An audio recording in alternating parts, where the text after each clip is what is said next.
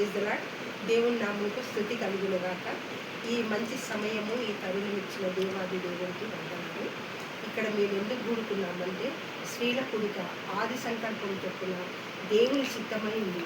ఇది లేదా Pentecost church వాళ్ళు నిర్వహించే స్త్రీల కూడిక. కానీ అక్కడ స్థలం లేనందుకు వెన్యూ కోసం ఇక్కడ ఉంది. కానీ అక్క ఆశ కూడా అదే అనమాట.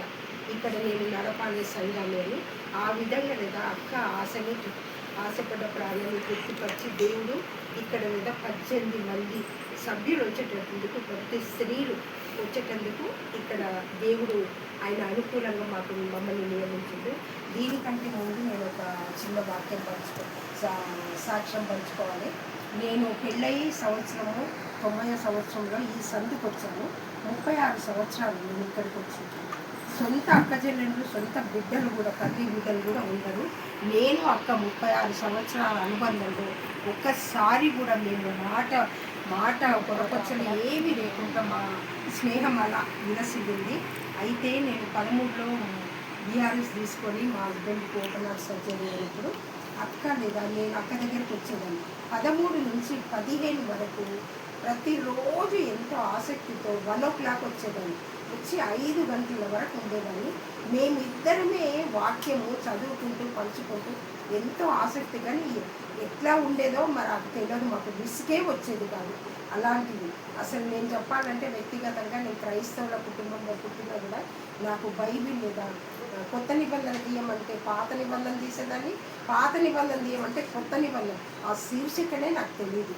అలాంటి నేను అక్కతో సావాసం చేసి వాక్యం పంచుకొని ఆమెతో నేను ఉన్నందుకు లేదా నన్ను దేవుడు ఎంతగానో పరిపక్వత చెంది నా ఆత్మీయ జీవితంలో ఒక మలుపురాయిని ఇచ్చాడనమాట. ఆ విధంగా నేను ఎంతో అభివృద్ధి, వాక్యంలో, పరిశీలనలో, ప్రతి విషయంలో.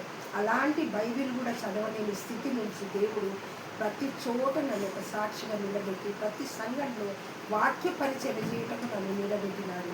ఎక్కడంటే మెన్నైట్ సంఘం, నా తల్లి సంఘంలో వాక్యం చెప్తాను, చర్చ్ ఆఫ్ క్రైస్ట్లో చెప్తాను, ఫిలదెల్ఫియా చెప్తాను, ఇప్పుడు ఇక్కడ స్త్రీల కొడుకులో కూడా చెప్తాను. అలాగే లేదా అక్క లేదా ఇక్కడికి వచ్చే స్త్రీలు ఏమి తెలవని పామరులు, ప్రార్థన కూడా చేయరాదు, బైబిల్ కూడా చదవరాదు. అలాంటి వారిని అక్క వాక్యం ద్వారా వారు మన చిన్నపిల్లలలాగా కంటత వాక్యాలు, బంగారు వాక్యాలు చెప్పి వాక్యంలో ఎంత పరిపక్వత చెందారు, చక్కటి ప్రార్థన చేస్తారు వాళ్ళు. ఈ విధంగా నేను ఎట్లా ఒక సాక్షిగా అక్క సంకల్పం ఏంటంటే 25 మంది స్త్రీలు రావాలని, అక్క కోరికను ఆశపడ్డ ప్రాణాన్ని ఆ దేవాది దేవుడు తప్పకుండా తీరుస్తాడు. మన స్త్రీలమైన మనము ప్రతి ఒక్కరిని ఇక్కడ తీసుకొని వచ్చి మనం ఈ కూడికను రెండంతలుగా చేయాలి. 16 మంది 32 మంది చేస్తాడు, చేయగలడు దేవాది దేవుడు.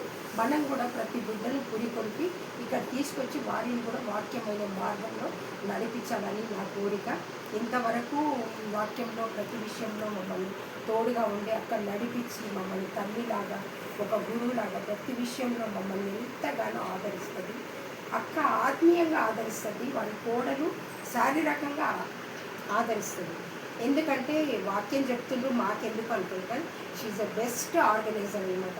షేర్లు వేయడం దగ్గర నుంచి శీతాకాలం కానీ ఎండాకాలం కానీ కాలానుగుణంగా మాకు లేదా శీతల పానీయాలు, టీలు, టిఫిన్లు ప్రతి విషయంలో మమ్మల్ని ఎంతో బిడ్డగా ఆదరిస్తుంది.